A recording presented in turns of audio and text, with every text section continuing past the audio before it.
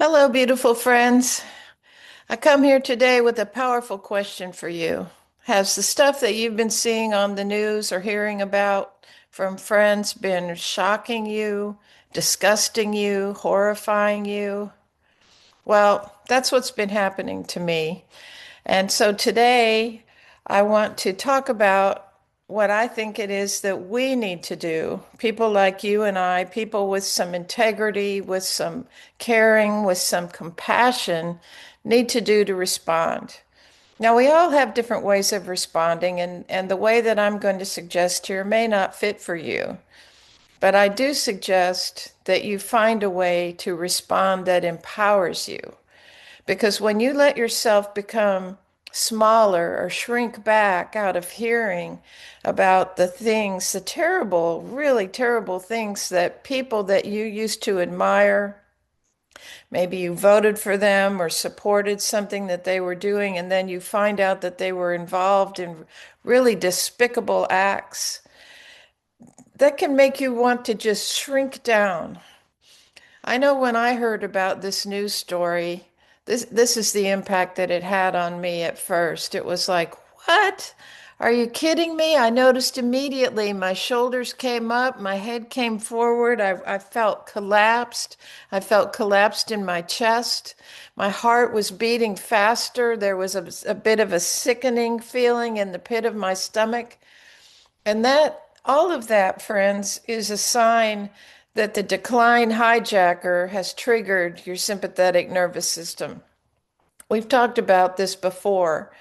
And this feeling of fight or flight, which is an activating, angry sort of response, and this other flee, they call it freeze. This is when you can't move at all, you're just frozen.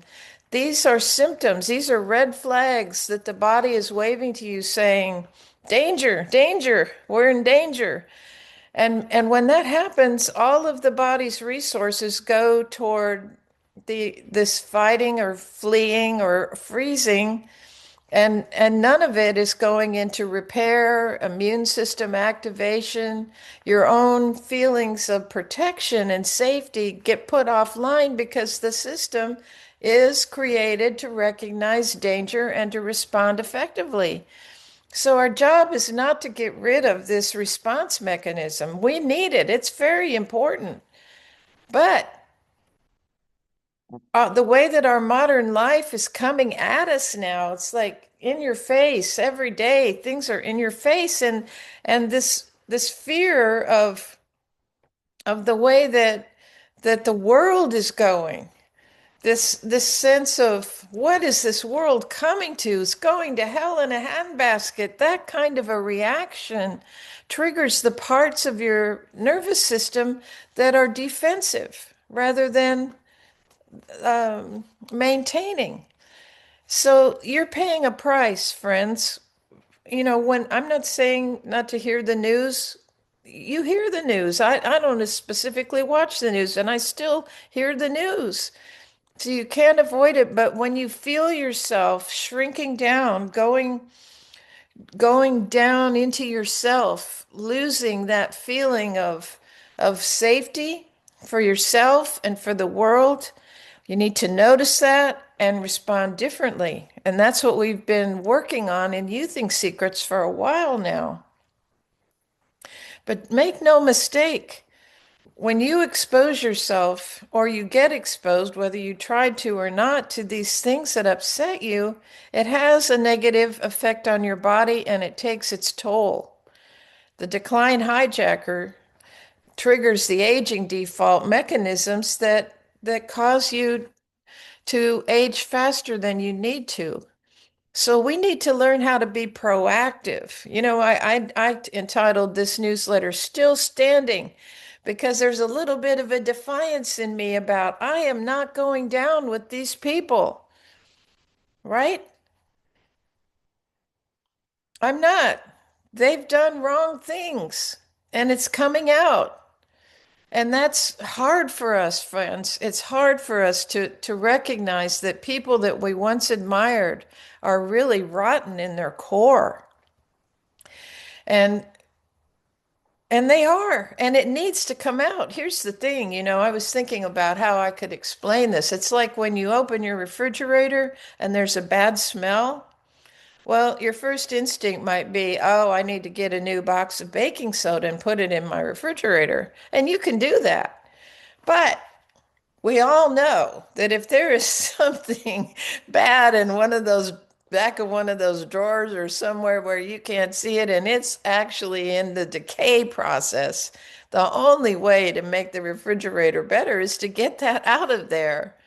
And that's actually why the smell, unpleasant as it is, has a real value because it alerts you to the fact something's rotten and it's got to go. And that's the way I think we need to look at all the stuff that's coming out in the news. These rotten things have got to go.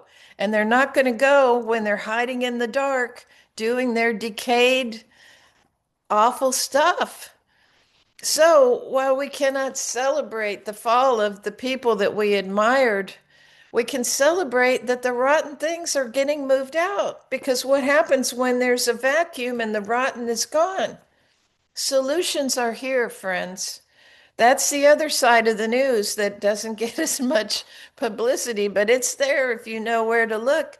We can solve the problems that our world is facing. I belong to a group called the World Hunger Project, started in the 80s. They said even back then, before all that's been happening since, we had enough food for everybody on the planet to eat. What we lacked was the political will to marry up the food with the hungry people.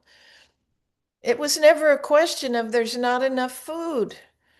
And that's the way all of this is. It's all solvable, and people are doing the solving. Their missions, their purpose. Each of us has a beautiful purpose. It's amazing. It's amazing to think that this world is actually designed to work. This phrase, a world that works for everybody, I believe it. I know that sounds idealistic and naive to some people, but I think that was the plan. Each of us has this sense of mission and purpose within ourselves. And when we step up to our piece of the pie, it makes the wholeness of the pie wholer. You know what I'm saying? So, this idea that when we are crushed by the news that we don't do our part, we cannot, we cannot allow ourselves to live in that kind of despair or hopelessness or powerlessness because we don't have to solve the whole problem, but we have to do the part that has been assigned to us. And if you don't know what that is right now, there are ways to find out. It's one of the things that I do with my work is help beautiful, powerful women get in touch with their mission and purpose so that this feeling of being unfulfilled despite tremendous success can be let go of. And there are ways to marry it all so that you're living in a way of contribution. This is what I'm trying to do myself with my work. And so when I felt my shrinking after hearing this news, I got a little I got a little bit defiant. And I said to myself, I am not going to accept the fall of these people that I admired shrinking me down. And so I asked myself, what is it? How can this is called being adaptable. One of the ways that you develop confidence and self-trust, very, very important qualities, is to know that you can adapt to changing circumstances. And so I asked myself, what could I do beyond what I have done to make my work more accessible in the world? And I came up with a plan, and it required an investment of money, and it requires quite an investment of time, and it requires pushing myself, my boundaries, my sense of who I am, my identity has got to get bigger for me to show up better. And so I've started, I have a plan. There's step, step, step. I've taken some steps. I'm waiting for some other things to come back to be part of it. But I'm basically ready to go with my new strategy. And because of that, I feel empowered. And I want you to have that same feeling that when you see something that crushes your spirit, that instead of responding by contracting, you respond by adapting and becoming bigger and becoming more committed to filling that place in the world that only you can fill. Let me check my notes here. I had so much to say today. So, this is research backed. This Dr. Stephen Porges, he has done so much research about the fight and flight mechanism, the freezing mechanism, the mechanism that functions when we're in that safety and coherence. This is not just me telling a story here. This is actually research based, and there's plenty of information if you want to check on it. But when you let yourself live in safety, your body is producing DHEA, which is a growth hormone. No matter how old you are, you produce that stuff and you can grow. Your body can build muscle. There's been research done on 90-year-olds building muscle in the gym. Who knew? If you start to feel old and tell yourself you're limited and you can't, well, that gets to be a self-fulfilling prophecy. Now, it's not to say that you should do things that are harmful to yourself or be unwise. But there is a line to walk between giving in to these decline hijackers that say, well, it's over for me. I'm over the hill. I'm going to kick the bucket one of these days. I might as well just sit on the couch. No, friends, our culture needs the wisdom that people like us that have been around the block a few times have to offer. This is our time where we're really needed, really needed. We cannot shrink from contributing the good that we came here to contribute. We have to step up. So you go back into this state of heart coherence. And again, this is a research-backed idea. This beautiful institute, Heart Math Institute, they've been doing research for 20, 30 years. And they do beautiful double-blind studies that are well regarded in the community about how when our hearts beat in this coherent rhythm, this is a major safety signal to the whole biology and all the growth and all the connections and all the feelings of safety, they all come out of this ability to regulate the heart and activate what's called the parasympathetic nervous system. So it's very important that we take this obligation seriously, that we learn how to regulate ourselves, because the world is not going to stop sending us these danger signals. But what we do about it can change, and that's where the feeling of empowerment comes from. Defy the default. That's one of my phrases that I love to use. I'm not going to accept this aging default, and you don't have to either. So, when you keep your focus on what can I do, and you're not judging out there what they did, I mean, that's just so helpful, right? Judging those people, okay, we have standards, we have moral values, and we see that they don't have those things. And it's just a mystery, but instead of spending your time being confused and disempowered, we have an alternative now, and that's to adapt. I'm going to stress that word again. We can adapt by making ourselves bigger, more powerful, that we can move our own integrity out into the world, and we need to because our world needs that. There's lots of people of integrity.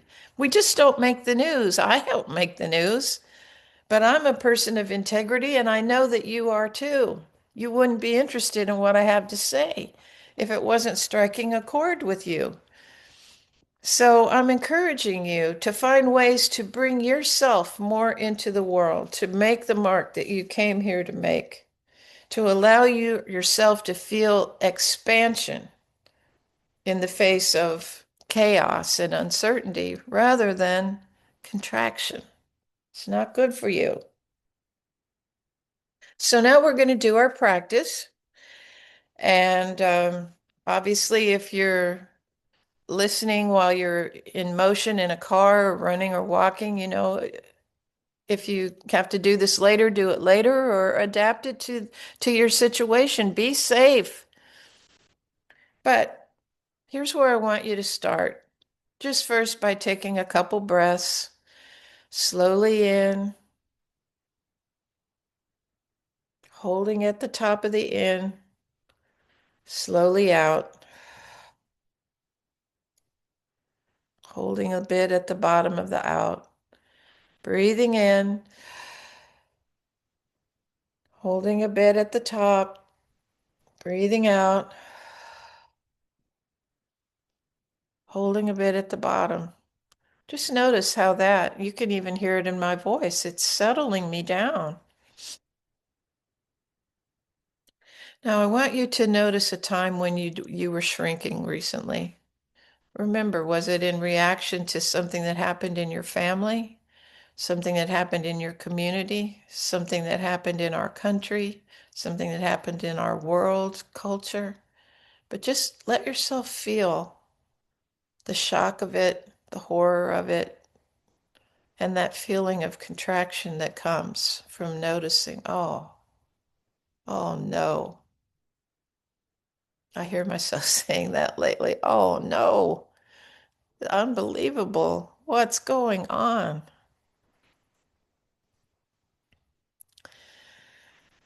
And then put your hand on your heart.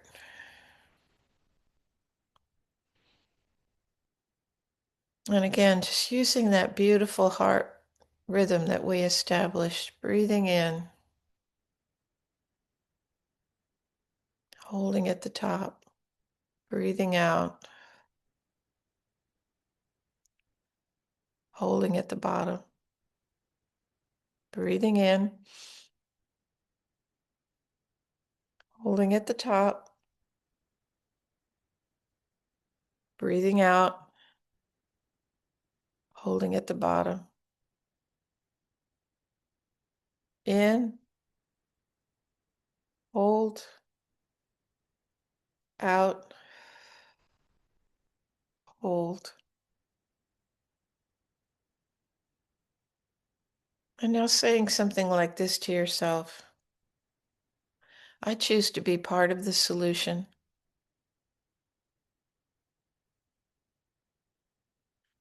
I will expand my own contribution to the goodness of life. Say it again. I choose to be part of the solution. I will expand my own contribution to the goodness of life. One more time. I choose to be part of the solution. I expand my own contribution to the goodness of life.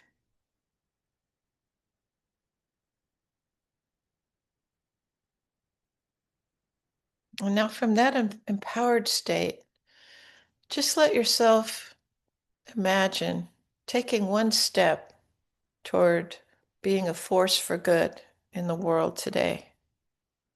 Could be something simple like sending a text message of encouragement to somebody that you care about, sending a gratitude to someone who's done something wonderful for you. It could even be gardening. It could be expanding the beauty in your home space, in your community space, but a way to contribute your energy toward the goodness of life.